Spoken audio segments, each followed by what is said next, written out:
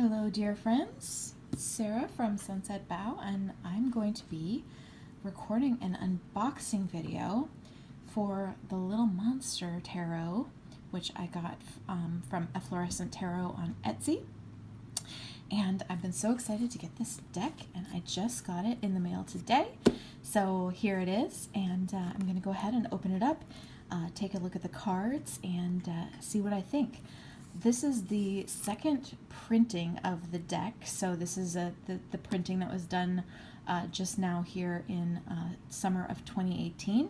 So I had been very eager to get my hands on this, and I was super happy that the new printing is out, so I'm going to go ahead and open it up. Alright, so I'm going to start here. It's got this cute little sticker on the box here. Almost kind of bums me out to cut that, but I guess I'll have to go ahead and do that. Cut the sticker and open it up here. Oh, and it's beautifully packaged with some lovely art cards of banded agate, which is awesome to me because agates are super important to me. There's some other gemstone cards here, fluorite and copper. Oh, so it says, thank you. Producing, printing, and publishing my tarot decks is a long but rewarding process. She boxes and packages the decks herself in her kitchen, and she sent an additional trio of informational and inspirational cards about crystals and minerals, with illustrations from me and descriptions by Olivia Pepper. Many thanks for your support, Peony Coin Archer, which is like the coolest name I've ever heard in my entire life. All right, so it's very nicely packaged. I got both the deck and the guidebook. So here is the Little Monsters Tarot Guidebook by Olivia Pepper and Peony Coin Archer. And I'll spend a little more time going through this shortly, but I'm really excited to take a look at this. I know that I'm going to need to spend a little time with the guidebook for this deck because, you know, it's somewhat Rider-Waite based, but also there's a lot of interesting stuff going on with the different little monsters. You know, some of them have a very different look than, you know, what you would expect from the normal Rider-Waite, so Rider-Waite Smith. So even though the interpretation, I believe, is pretty much the same, you know, it'll be interesting to understand a little bit more about the decisions that were made in illustrating them this way. So it's a very nice guidebook. This is a black and white deck, so it does have illustrations of all of the individual cards, but they are just, you know, printed in black and white because the deck is black and white. So that's very nice. And then move that out of the way. And we'll go ahead and open the deck. I'm so excited. It's so cute. I love the size of these cards. I love how all of the little creatures are inside of egg shapes. So they're all growing in their little monster eggs, and they're so cute. And I love the backing on these as well. I love how it's just this like cosmic egg with stars inside. That's so awesome. So yeah, I can't wait to get a look at these. I'm gonna go ahead and open up this package here. Let's see, I think, oh, it looks like it has this nice like banding on it. Makes it easy to open, so I don't even need to use my scissors. That's really nice. So, go ahead and take off the shrink wrap. And it looks like they're not actually in order. It's got the Hanged Man on the top here, so I am actually going to take a little time and put these in order before I start going through them, but I'm already just in love. I love these little illustrations. What they look like to me, and the reason I was so drawn to get this deck, is they look like a combination of Miyazaki and like Studio Ghibli. Like if you look at this little creature, it totally has that look of some of the spirits in the bathhouse and Spirited Away, which is awesome. And then, so it's a combination of that, and then it also reminds me of the Jim Henson movies that are designed by Brian Froud. So, you know, The Dark Crystal and Labyrinth has a little bit look of that. And then the whole thing is illustrated as though, it, you know, it was drawn by like Edward Gorey. You know, it's this really sort of black and white, a little bit of a naive look, but these very intricate kind of pen and ink drawings. And oh my God, I just love them. So I'm going to go ahead and order the deck, and I'll be right back. All right, I'm back with nicely ordered deck. And you probably noticed my setup is also a little bit, a little different here because I actually didn't finish doing this video the other night when I opened up the box. Just kind of ran out of time that evening. So just back here with a little bit different setup.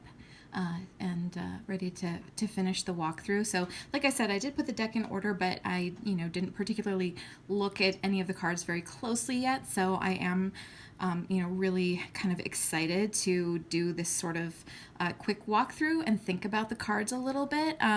You know, one thing that I've probably mentioned in other videos is that I am returning to tarot after a while away. I started learning tarot 15 years ago, and you know, really enjoyed it, and was very comfortable with it, and did, you know, some readings for friends and family, read a lot for myself, and then, you know, sort of went through a long period of time, which I've explained in other videos, where I wasn't really using tarot very much, if at all. And so I've kind of you know, come back to it recently, but because of that, I feel like I'm in a bit of a relearning stage, and the Rider-Waite-Smith is the only system that I ever, you know, had really learned. And so at this point, it is actually important to me that a deck be pretty readable as a Rider-Waite-Smith deck in order for me to be able to read with it. There are other systems that I am, you know, sort of gradually learning and familiarizing myself with, but you know, the Rider-Waite-Smith is where I'm very comfortable. So you know, if I'm gonna kind of invest in a deck like this, it's good for me to know that it can be read relatively easily as a Rider-Waite-Smith, and I believe this deck can. But so that's part of what I'll be looking for as I go through. Please ignore the clattering in the background. My cat is very energetically eating her dinner out of her bowl, so that is that sound. So, you know, as far as these cards go, I really like them. I really like the card stock. It's a little glossy, but it's not super glossy. It's more of a, you can kind of see the reflection there off of it.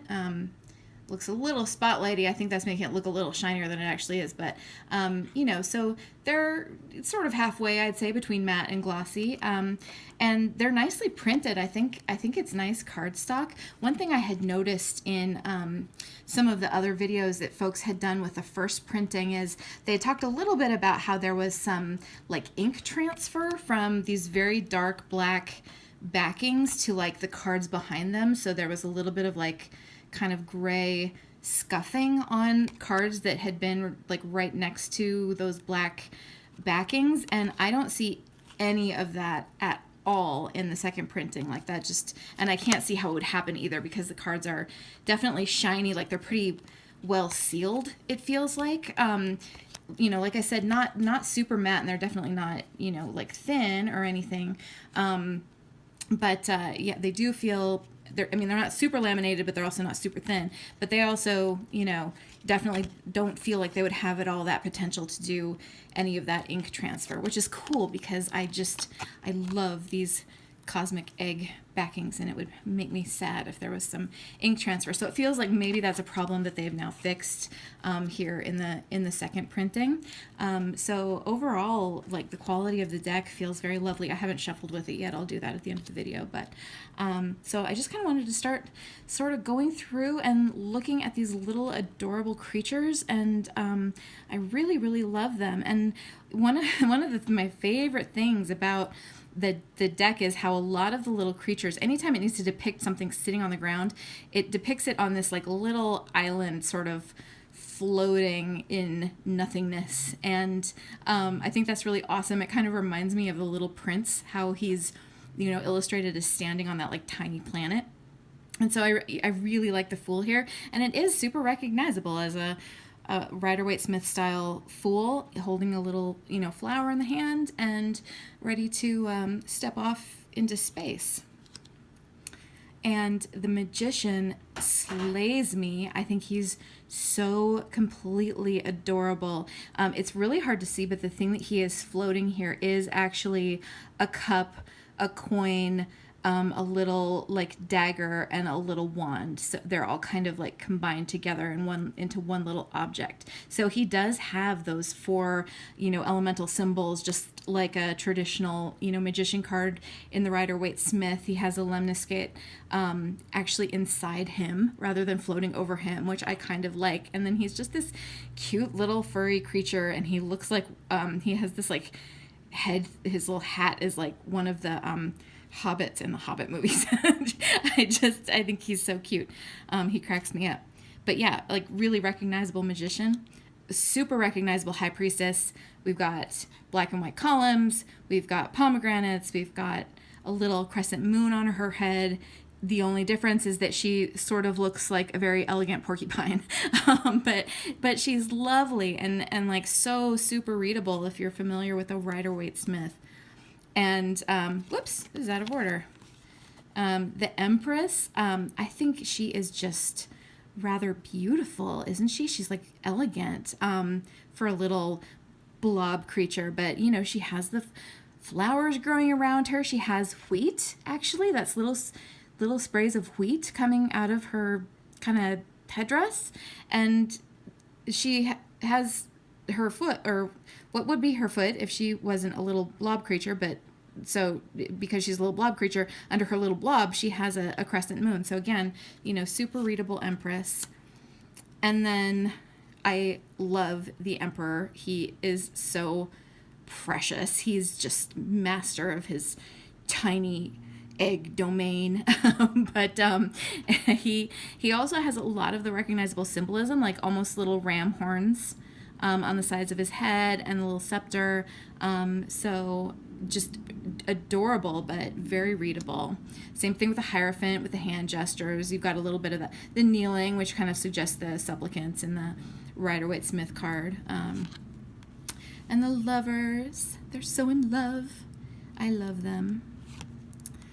And then the Chariot, I really like this. I really like how it's just this little hedgehog creature, like, riding on a flying carpet.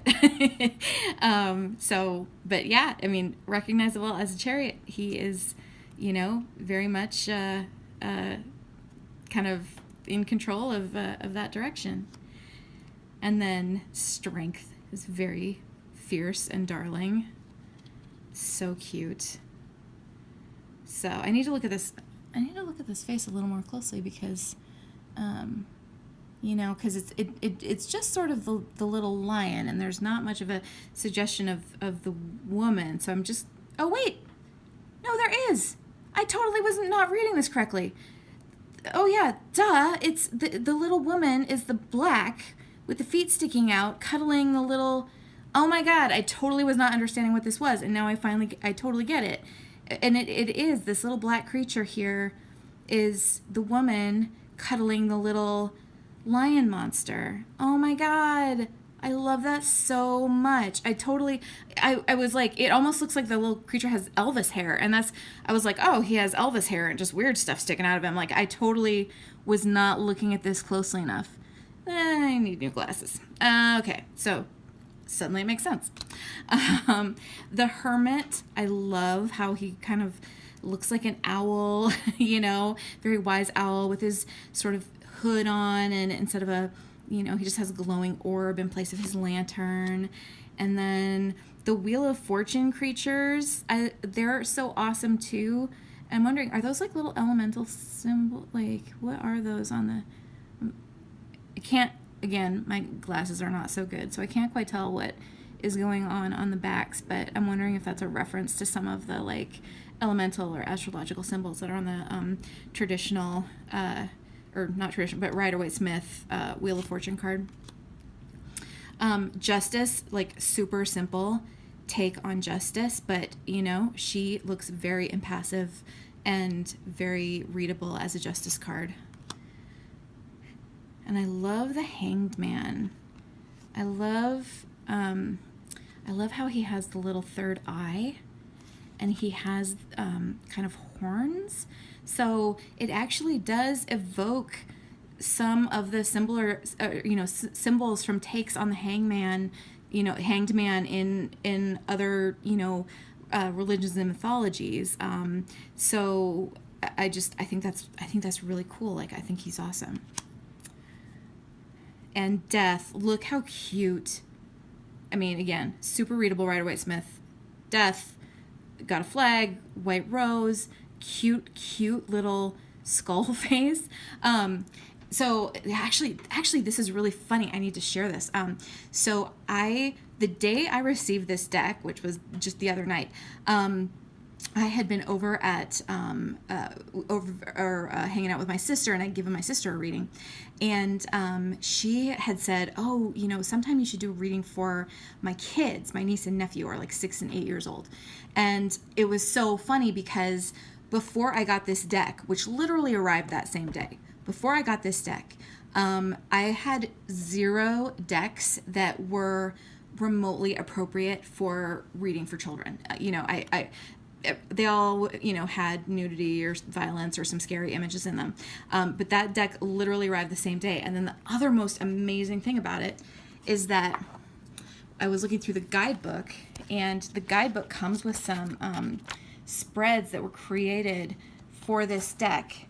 And one of the spreads is called Butterfly's Eggs, which is amazing because my niece and nephew right now are literally raising 6 monarch butterfly eggs.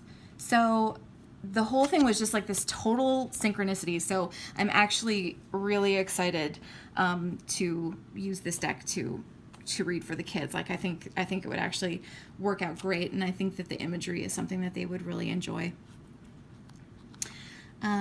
Whoops, I'm kind of flipping some cards upside down and some cards not upside down here. And then Temperance, I really love. Again, super readable Rider-Waite with 1 foot in the water.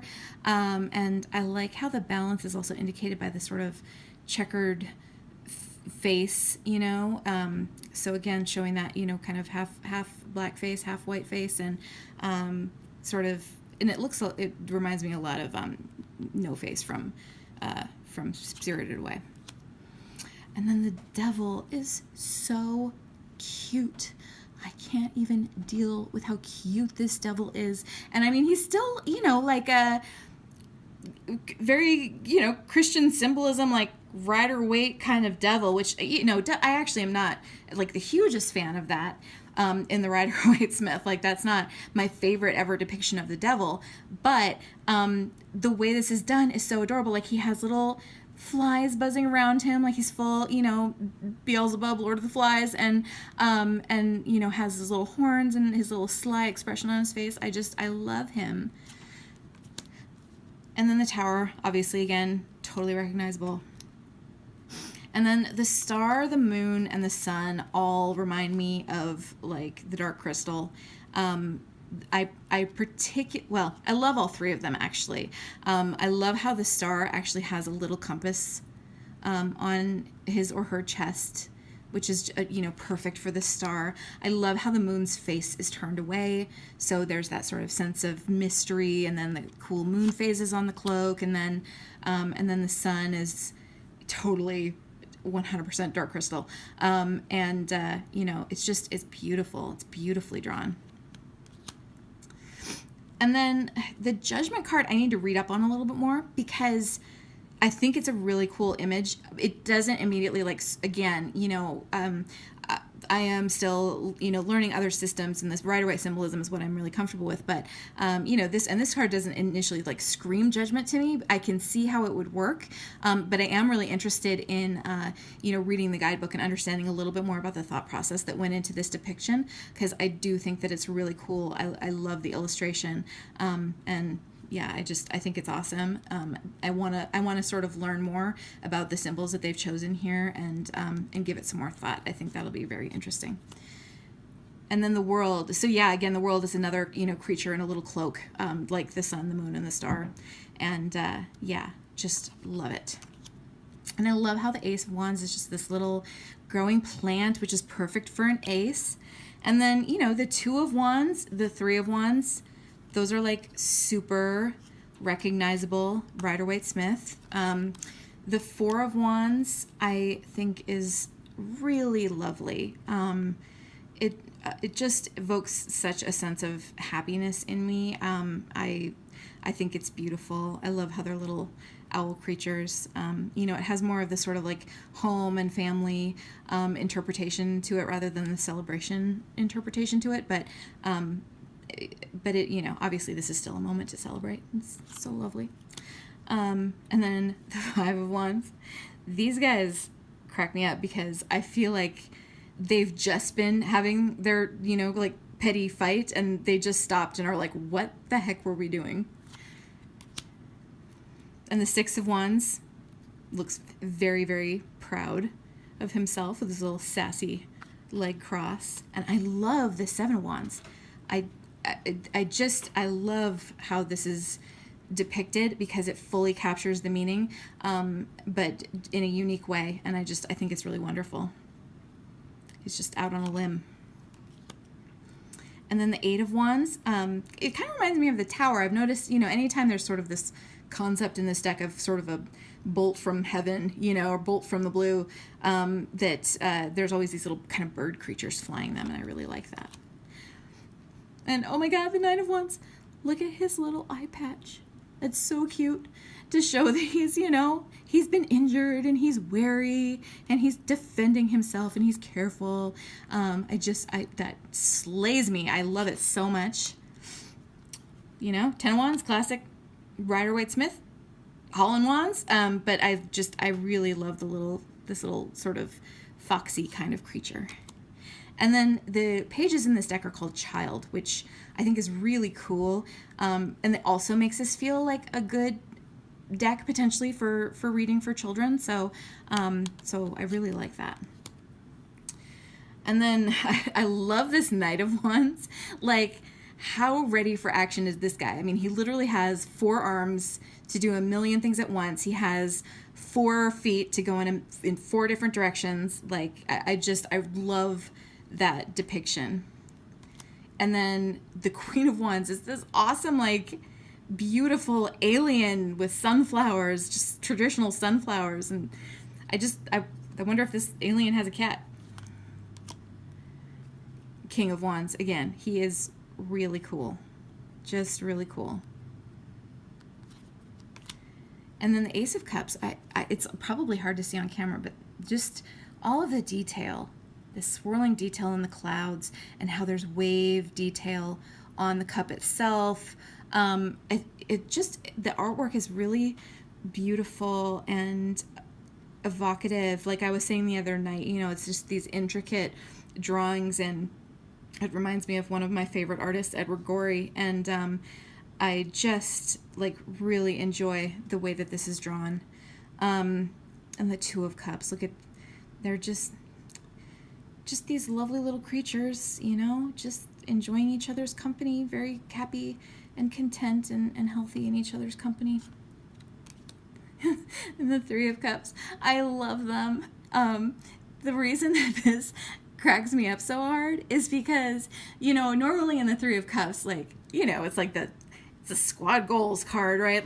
You know, it's these 3 dancing women, but when my group of friends gets together, like, this is what we do. We lie around and, like, we drink and watch movies, and there is no going out dancing, you know, and celebrating. We're just, like, laying around like little seal creatures on a beach like this. So I relate to that pretty hard. And I really like this Four of Cups too. Like, it reminds me a lot of the Morgan Greer Four of Cups, where, you know, he's been so still and turned inward for so long that, you know, leaves have actually grown on him. And I love how the arms are kind of like poking out from his own little pile of leaves, you know, offering him the cup. So it's, you know, it's not even like it's just this arm coming from the heavens that's offering him the cups. It's, you know, it's like, it's kind of, it's himself resisting something that even he knows that he needs. So I think that's really cool. And I love this Five of Cups because what it reminds me of is in Howl's Moving Castle, when his hair gets dyed, Howl's hair gets dyed to the wrong color, and he goes into that just total, like, melodramatic, like, tantrum funk and starts oozing slime. And that's totally what this reminds me of. He's like oozing the slime of sadness, which makes me kind of laugh. And I think it's interesting that in this depiction, there's only 2 spilled cups and 3 full cups, which is the opposite of what you normally see, which kind of leans hard into that interpretation that sort of kind of goes with the concept of a melodramatic slime funk. Like, if you just, you know, turn around, come out of your funk and turn around, you'll see that, you know, you still have plenty left for you. You know, your cups are still full. Like, you know, you still have so much to enjoy in life. And the Six of Cups, I love these owl creatures. They're awesome. They're really cool. Seven of Cups, you know, super recognizable, like Seven of Cups. It's just the artwork is so cool, and each cup has a different design, and I really like that. And then again, you know, super recognizable Eight of Cups. You can see, like, it's a little person covered in foliage, but they are walking away, and there's the moon overhead, and it's very Rider-Waite-Smith. The Nine of Cups is awesome. Like, he reminds me of the caterpillar in Alice in Wonderland, which I kind of love because, you know, one of the Nine of Cups interpretations that I sometimes lean kind of hard on is that the interpretation of excess, you know, just because people in the Nine of Cups, they always look like they're on something or they're drunk, and so, you know, it's kind of an inspired choice to have the Nine of Cups sort of look like a character that was smoking opium during the entire time that we see him. And then I really like this Ten of Cups because, you know, it evokes the rainbow that's in a Rider-Waite-Smith Ten of Cups. It doesn't have that sort of like happy family element to it, but it really suggests, you know, a person where all areas of their life are integrated and harmonious, and I really like that. And then this Child of Cups is so sweet. Look how adorable. And I love this Knight of Cups. I'm gonna like put it up a little closer to the camera so you can see how detailed it is. It has all of this, like, it's almost like looks like a sea creature, you know, and has this sort of sense of sea foam around it, and I love that. The Knight of Cups is actually one of my favorite cards, just because, you know, I relate kind of hard to the tendency to be a little bit over emotional and over dramatic, and the Knight of Cups actually comes up a lot for me, and so I really love this one. I think just the illustration on it is so awesome. And then the Queen of Cups is lovely, and again, like, look at her pointed ears. She reminds me again of like a gelfling in the Dark Crystal, and she has just this one cup floating and pouring water into the other cup, and she's surrounded by cattails and suggesting water droplets and waves on her cloak, and she's just beautiful. And then same thing with the king, got water droplets and waves, but that dude is serene. I love him. And then the swords are arrows in this deck, and I really like that. For the element of air, I think arrows are a great choice. Arrows fly through the air, and it makes perfect sense. And so I really like that in this deck. And the Two of Arrows, I love that the Two of Arrows has horns, which kind of suggests the horns of a dilemma. And then there's the Three of Arrows, cradling his poor pierced heart. I always prefer threes of arrows that aren't just the heart with the arrows, because there just isn't, I don't know, I never find that there's a lot to work with in that imagery. There just isn't a ton going on in that Three of Swords card, normal Three of Swords card.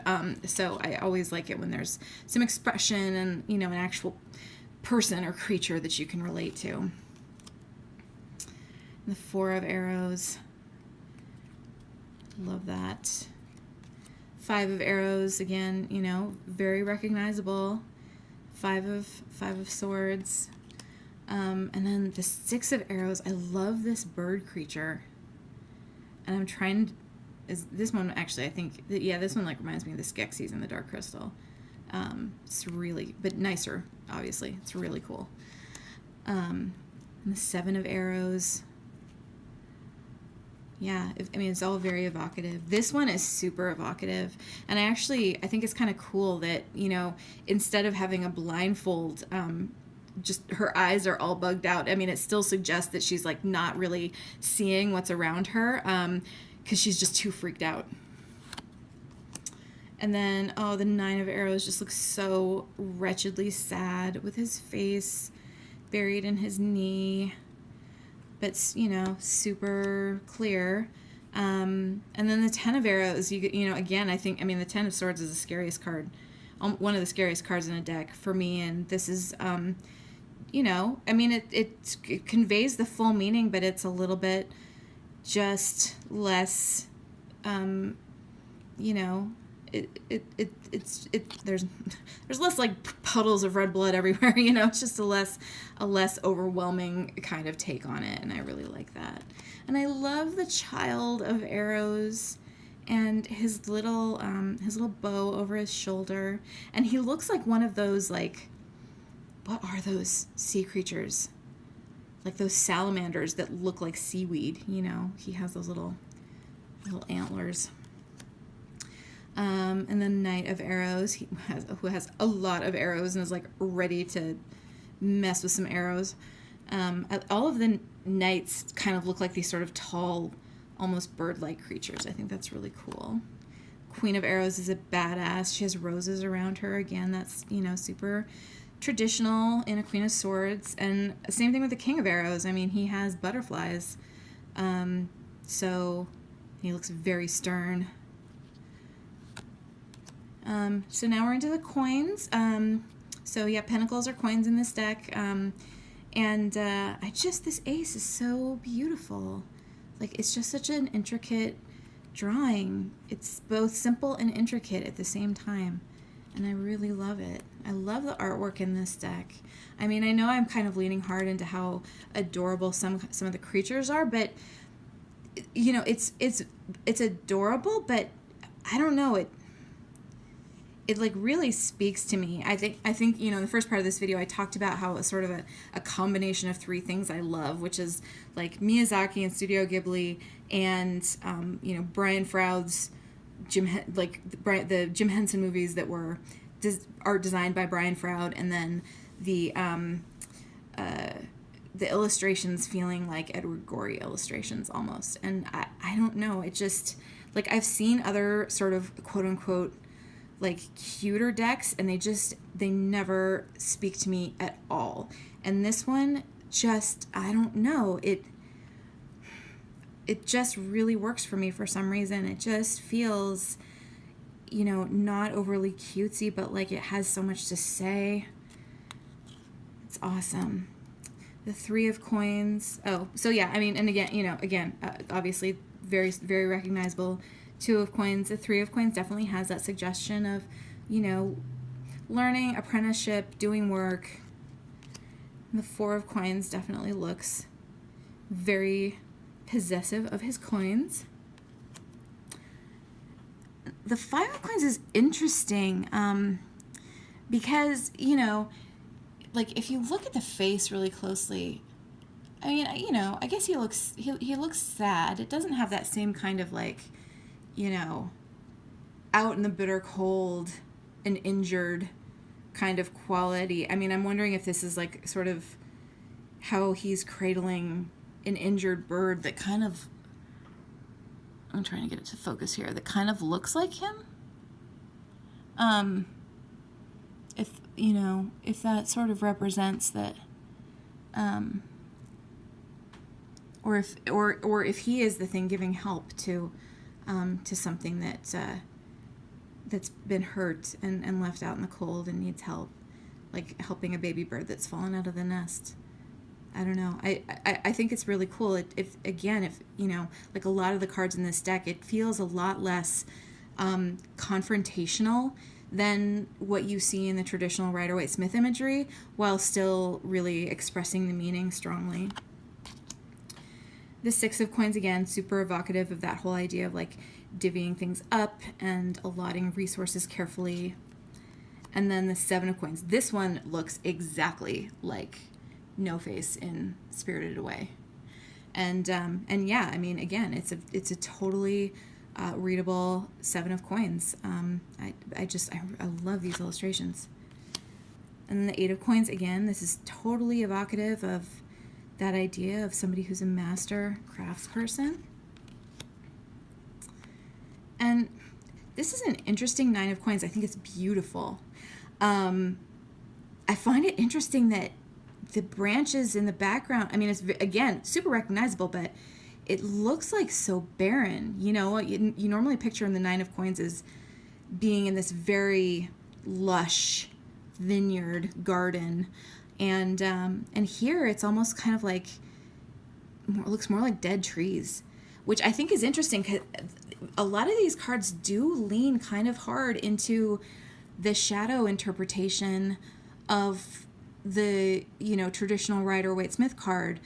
Like, you know, I always think of the Nine of Coins as, you know, the dark side of it is that you can, you know, wall yourself off in your beautiful garden and sort of lose contact with the world around you and never, you know, go out and explore. And it's very interesting that this suggests that the garden is almost barren. A Ten of Coins, love that. Just a celebration. And I really love this Child of Coins.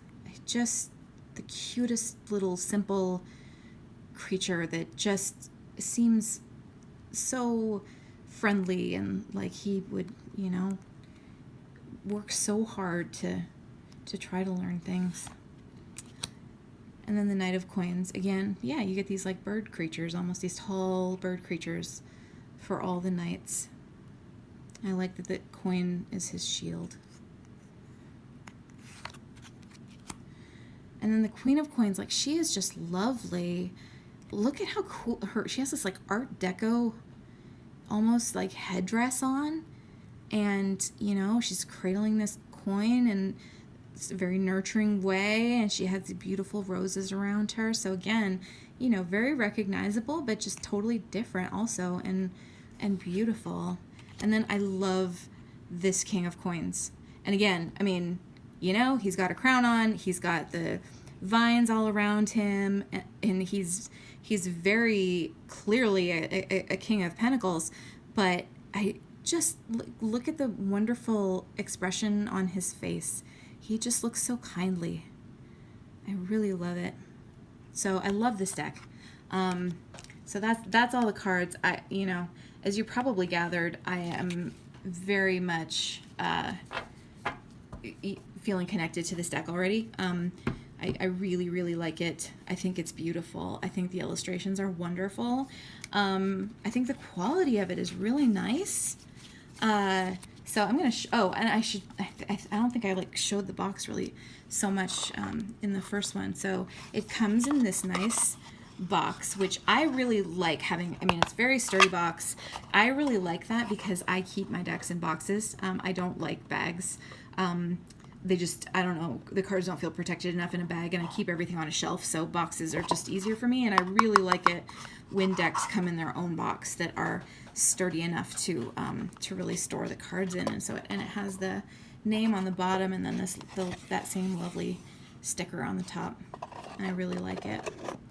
So so that's great. I wish all decks would come in a sturdy box. It's like my favorite thing. The cards don't fit perfectly inside the box. I am not picky about that kind of thing, as long as I have a box. Because I mean, if it didn't come with a box, I'd have to buy a box, and that box wouldn't fit perfectly either. So so I'm totally fine with that.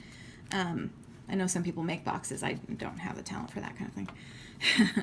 So I'm just gonna go ahead and shuffle this, and oh, it shuffles super nice. Super nice. This is really great. Yeah, it's a great size. It's quite thick of a deck for the size that it is, but it's still, the cards are definitely bendy enough to, you know, do a really good riffle shuffle. And yeah, whoopsies. If I did it right, they would be bendy enough to do a good riffle shuffle. So yeah, they're super, super lovely.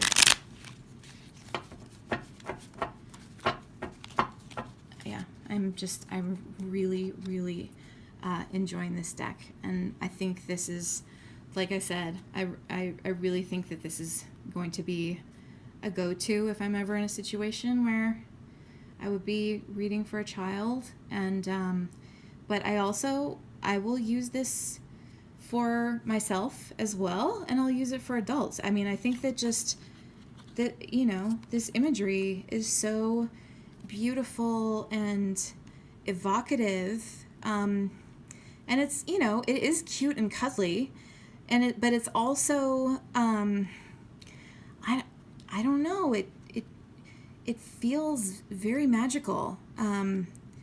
And not magical in like a, you know, in like a Lisa Frank way, like magical in a really genuinely like there's some wildness to this deck kind of way.